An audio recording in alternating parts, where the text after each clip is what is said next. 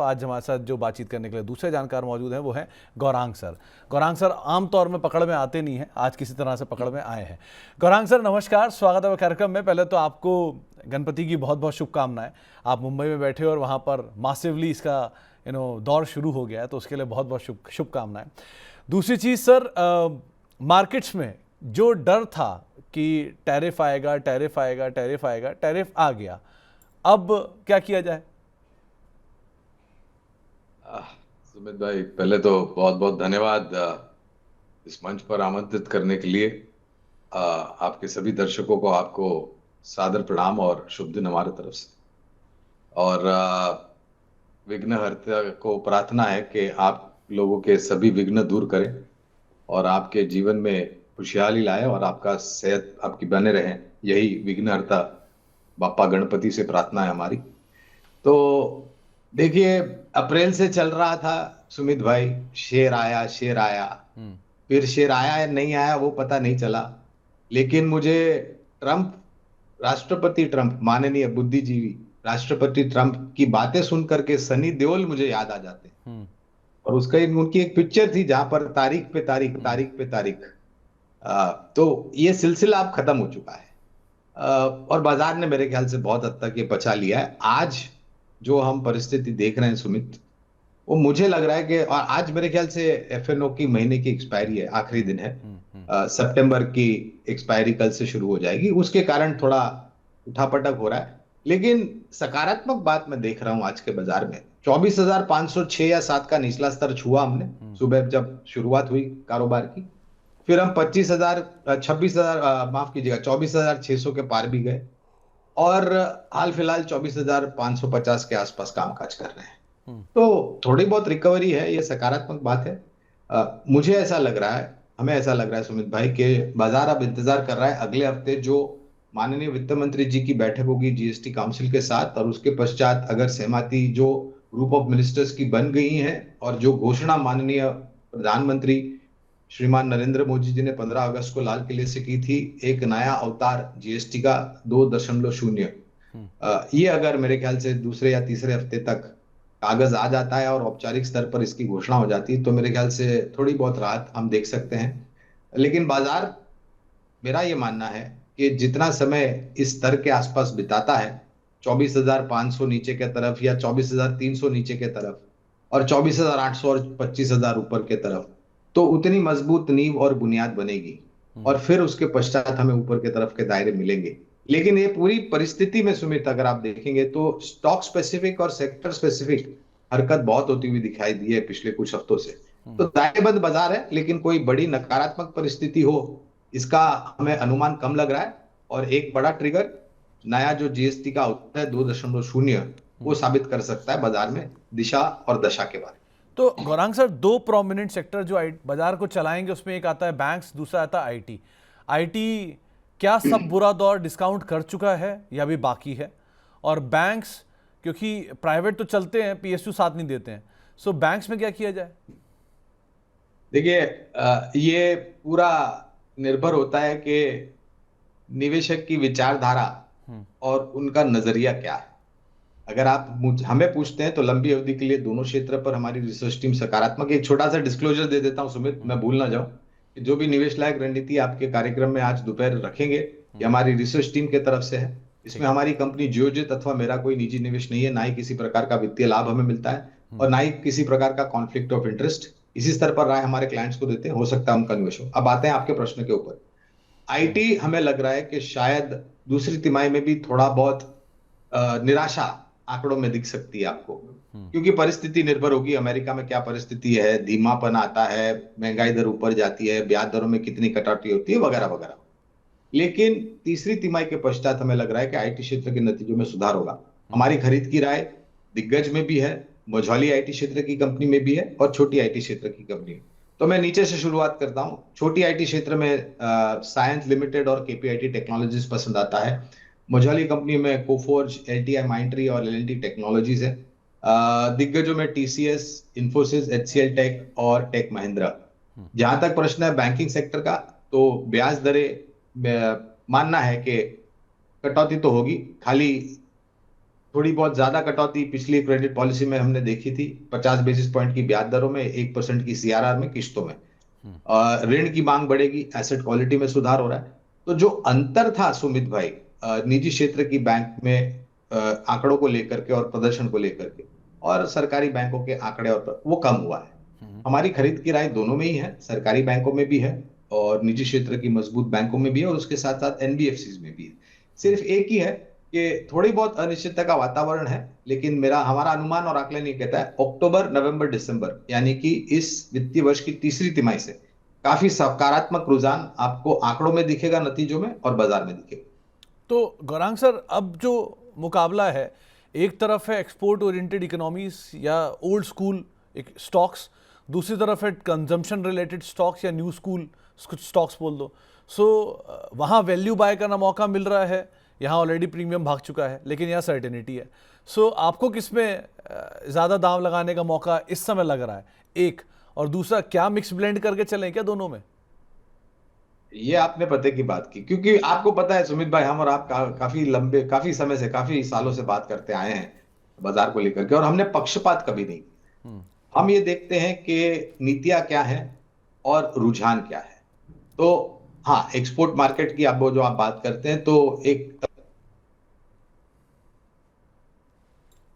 तलवार बहुत ही तीव्र गति से ज्वेलरी हो गया, श्रिम्स जैसी कंपनियां हो गई, उन पर पड़ी है। आने वाले समय में पता नहीं वो बुद्धिमानी जिम जो अमेरिका में बैठे हैं राष्ट्रपति के रूप में, उनके दिमाग में क्या आएगा और कौन सा सुबह उठ करके एग्जीक्यूटिव ऑर्डर साइन कर देंगे। लेकिन अगर आईटी पर भी थोड़ी बहुत लटकती तलवार है। अनिश्चितता का वातावरण ऑटोज है, स्पेशलिटी केमिकल्स है, इलेक्ट्रॉनिक्स है, वगैरह वगैरह, जहां पर वो बेतुकी बातें बहुत बार कर चुके हैं। तो अगर आपके पास जोखिम झेलने की क्षमता है, तो ये जो करेक्शन हमने देखा है, ये आपको एक कॉन्ट्रा खरीदारी की, विपरीत नजरिए से खरीदारी की आपको मौका मिल रहा है, बशर्ते कि आपका लंबी अवधि का नजरिया हो। जो आपने बात की कि स्थानीय मार्केट से जुड़े हुए, हाँ, अगर आपके पास जोखिम झेलने की क्षमता कम है, अगर आप अपने आप को ज्यादा परेशान नहीं करना चाहते हैं, तो स्थानीय मार्केट में स्थानीय संकेत से जुड़े बहुत सारे क्षेत्र है। अब मैं उदाहरण दे देता हूं आपको। एफएमसीजी काफी चर्चित है। एफएमसीजी में दो भाग होते हैं, discretionary, non discretionary. Telecom sector आ जाता है, सीमेंट सेक्टर आ जाता है। कुछ हद तक आप देखने जाए तो मेरे ख्याल से रियल एस्टेट सेक्टर भी इससे थोड़ा बहुत दूर है। ऊर्जा उत्पादन क्षेत्र है सुमित भाई, जहां पर आप ध्यान दे सकते हैं। तो बहुत सारे क्षेत्र है जहां पर आपको नजर रखनी चाहिए, लेकिन ये निर्भर करता है दो तीन चीजों पर। एक, आपकी निवेश की विचारधारा क्या है। दो, आपके पास जोखिम झेलने की क्षमता कितनी है। और तीन, क्या आप कॉन्ट्रा कॉल ले सकते हैं कि नहीं, बाजार के विपरीत जो राय चलती है उसके विपरीत कुछ ले सकता है। तो गौरांग सर, जो सिचुएशन अभी खड़ी हुई है, इसमें एक तरफ आते हैं डोमेस्टिक कंजम्पशन के डायरेक्ट प्ले, जिसमें हम खपत वाले शेयरों को बोलते हैं, लिकर हो गया, एफएमसीजी हो गया, हॉस्पिटल हो गया।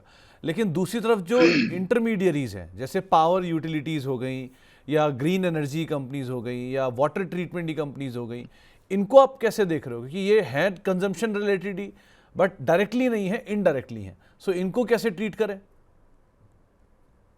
देखिए, आपने वाटर ट्रीटमेंट की बात की, तो एक कंपनी का नाम यहां पर जरूर मैं आपको बताना चाहूंगा। वो है, आप उसको चाहे वीएटेक वैबैक कह सकते हैं या वाटेक वैबैक।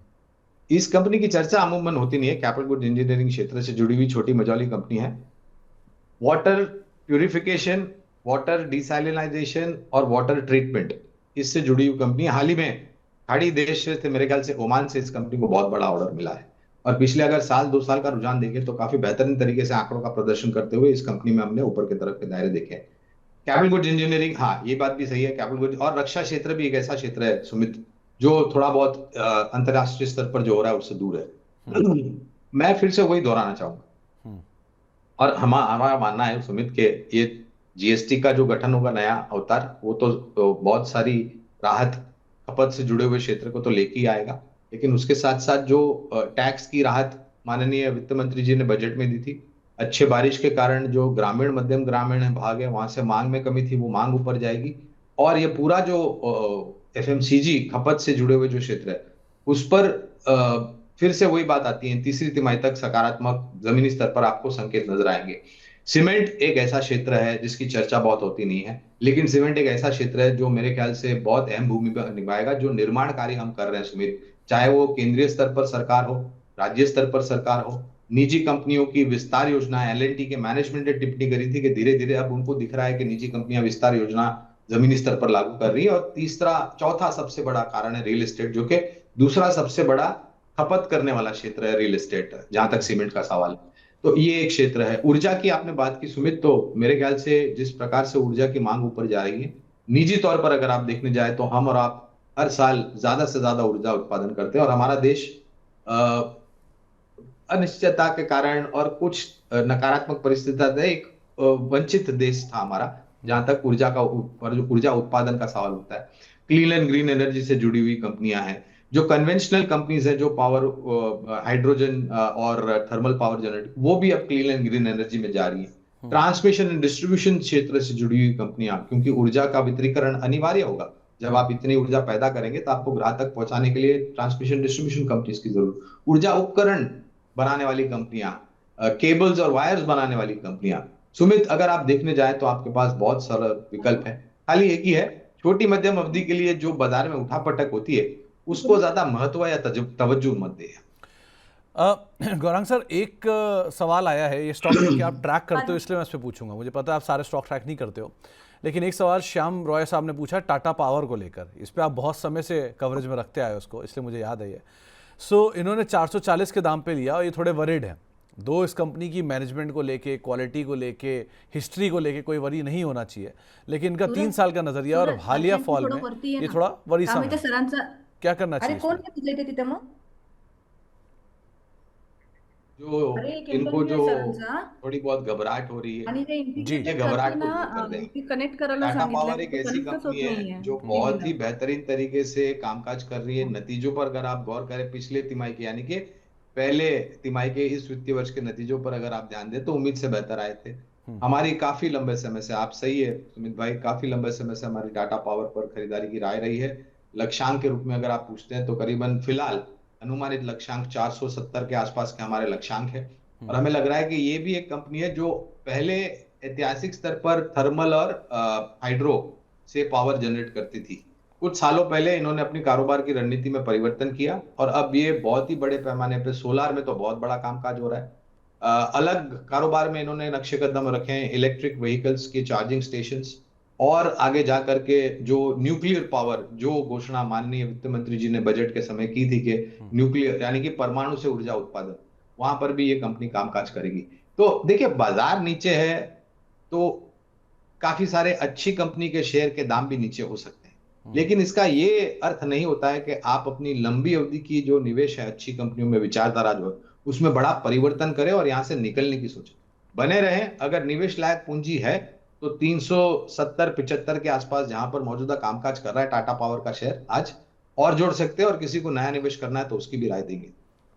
गौरांग सर, एक सवाल आया है आईटीसी को लेकर, ये शर्मा साहब का सवाल है। इन्होंने एक बात पूछी है कि आईटीसी भी एक टाइम पे मीम मटेरियल था, फिर चला, सबको शांत कर दिया, फिर खुद शांत होकर बैठ गया, तो क्या ऐसे ही चलेगा, अटक अटक के अपना CAGR पूरा कर देगा 20% का कई सालों में एक बार? उस टाइम का ही वेट किया जाए इसमें? नहीं, नहीं, ऐसा नहीं होता है। देखिए, शेयर बाजार में ना आपकी परीक्षा ली जाती है, और वो परीक्षा ली जाती है कि आपके पास जोखिम झेलने की क्षमता कितनी है, आपके पास समय सीमा कितनी है, और सबसे सर्वोच्चम स्तर पर आता है आपके पास धैर्य कितना है। अगर आप बाजार की चुनौती के सामने अपना धैर्य खो बैठेंगे तो आप कभी सक्षम निवेशक नहीं बन पाएंगे सुमित। धैर्य रखना जीवन में भी अनिवार्य है, और शेयर बाजार में तो 10 गुना धैर्य आपको रखना पड़ेगा, क्योंकि बाजार आपकी परीक्षा लेगा। तो आईटीसी, मुझे याद है 180 और 200 के बीच में 6-7 महीने ये अटका रहा, फिर जब चला सुमित भाई तो 250 भी बना, 300 भी बना, 400 भी बना, और 500 के पार भी गया। फिर कुछ समय पहले इनका जो कारोबार है होटल का, वो अलग रूप से लिस्ट हुआ और एक वैल्यू अनलॉकिंग हुई। इसके अलावा आईटीसी के बैलेंस शीट पे बहुत सारे कारोबार हैं। हमारी खरीदारी की राय यहाँ पर भी है। फिलहाल अनुमानित लक्ष्यांक करीबन 440 या 450 के आसपास का है। बने रहें। देखिए, ये भी एक खपत से जुड़ी हुई कंपनी है। और एफएमसीजी में तो अपना पोर्टफोलियो काफी बखूबी इन्होंने बढ़ाया है। कृषि क्षेत्र से भी जो ई चौपाल का कारोबार है इनका, उससे भी जुड़ी हुई है। रोजमर्रा की खाने पीने की पदार्थें भी ये बनाते हैं, आईटीसी। और काफी बड़ा नाम है इनका। आशीर्वाद जो इनका ब्रांड है, काफी पावर ब्रांड है सुमित भाई, मार्केट में जहां तक एफएमसीजी का प्रश्न होता है। बने रहे, और मेरे ख्याल से जो रन रेट है सीएजीआर की, वो वापस लौट के आएगी। ओके। दो तीन नामों में, एक टाटा स्टील के ऊपर एक सवाल आया है, क्या करना चाहिए उसमें, और दूसरा वेदांता भी, क्योंकि इस सेक्टर पे बात भी नहीं हुई धातु स्पेस पे, और इसमें भी आपकी बहुत ब्रॉडर कवरेज है जो मुझे पता है। सो टाटा स्टील और वेदांता, क्या किया जाए इन दोनों के अंदर? देखिए, धातु क्षेत्र थोड़ा परेशान है। क्या है परेशानी? एक तो वो टैरिफ की बातें अमेरिका से, और दूसरी परिस्थिति जो चाइना से उभर करके आती है। हालांकि चाइना में अब सकारात्मक रुझान है, इसलिए क्षेत्र थोड़ा बहुत चल रहा है। लेकिन स्थानीय मार्केट में सुमित भाई, फेरस नॉन फेरस दोनों की खपत बढ़ रही है। अगर आप किसी प्रकार का निर्माण कार्य करते हैं तो आपको दो चीजों की चीज अनिवार्य होगी आपको, और जरूरी है। एक तरफ आएगा सीमेंट, दूसरा तरफ आएगा लोहा। बिना ये दो कमोडिटी के आप कोई भी तरह का सक्षम और मजबूत ढांचा खड़ा नहीं कर सकते हैं। स्थानीय मार्केट में खपत बढ़ रही है। शायद फ्लैट और लॉन्ग प्रोडक्ट्स के दाम ऊपर जा सकते हैं। लागत खर्च जो पिछले वित्तीय वर्ष में ऊपर की तरफ था, अब वो नीचे आया है। और नजरिया सिर्फ एक ही है, यहां पर एक स्पष्टीकरण देना चाहूंगा। बाकी अन्य क्षेत्र के मुकाबले अगर आपने निर्णय लिया है या आपका निवेश है धातु क्षेत्र में, तो आपका नजरिया कम से कम 2-2.5 साल का होना चाहिए। वो इसलिए क्योंकि परिस्थितियां ऐसी है और सुधरने को थोड़ा समय लगे। एक क्या है कंपनी हमारी खरीदारी की सूची में? वेदांता है, टाटा स्टील है, जेएसडब्ल्यू स्टील है, एनएमडीसी है, हिंदुस्तान जिंक है, और हिंडाल्को। एक सवाल आया है सर अक्जो नोबल को लेकर। एशियन पेंट, बर्जर को आप बहुत सालों से ट्रैक कर रहे हो।